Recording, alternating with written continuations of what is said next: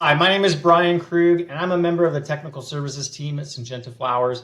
And here in this video, we're going to cover the third and final part of the Grower Success Guide, which is newly released in digital form for both annuals and perennials. We've gotten through this sections where we talk about actual culture of growing the plants, whether they're annual or perennial. So let's look into the extra stuff that we put in the Grower Success Guide. Here on the table of contents page, we see some technical keys that kind of gives equivalents for what we use in the Grower Success Guide for pot sizes and what it roughly applies to in different nomenclatures. We also have our light equivalencies. We've used foot candles in the past, and the industry is moving away from foot candles and using micromoles per meter squared per second. So we have a table that does that conversion so you can have a good idea of what foot candles used to be and what the equivalent is in micromoles per meter squared per second.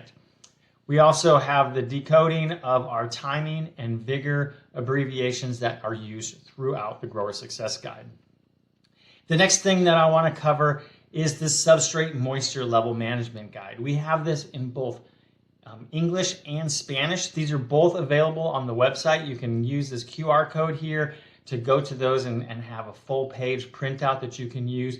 And these are a great way to level set everybody in your operation of what dry means and what saturated means and everything in between.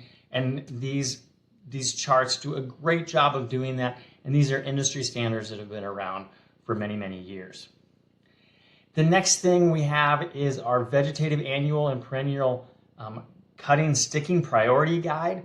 We always know that some of our species need to be stuck sooner than others. They can't be stored. So this gives you a guideline of which of the species need to be stuck as soon as you get them at your operation and which ones you might be able to store for different amounts of lengths. And then if there's anything that needs to be stored above that 50-degree threshold, you'll see that highlighted in the light blue. The next section is how to read our farm tags. This can be really invaluable when you have your plants in propagation and you need to relay any information to the technical team at Syngenta. We always want to know what the different information on the farm tag has so that we can get that back to our farm. But for you, you can also use this to just understand a little bit more about the information that's on your tag. It covers the variety name, what country it came from, what part of the farm it came from, and what week and what kind of cutting it. Was it a URC or a callus cutting? All of this information is on the tag, and this is a little bit of a help of a guide to help you to decipher what all the different pieces of information on the tag stands for. The next thing is our minimum photo period requirement and what that means and how we determine that. And really what it comes down to is like, what do we need to provide the plant with for a minimum photo period to get it to flower most readily and quickly.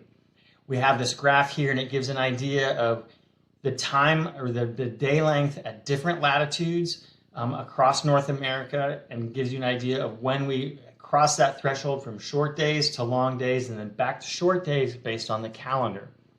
And then finally, just a quick table here of Sanguna, banana candy, petunia, gives you an idea of how we determine this minimum photo period requirement, where we see what the results are of growing the plants at different photo periods and then determining which one really gives us the best results of a good habit and then the fastest flowering with the minimum number of light hours provided for the plant. I hope this series of videos, part 1, part 2, and part 3, has really helped you understand what all we have available in the Grower Success Guide. We hope that this is a really useful resource for you and your growing staff in your greenhouse, and we wish you all the luck in this growing season.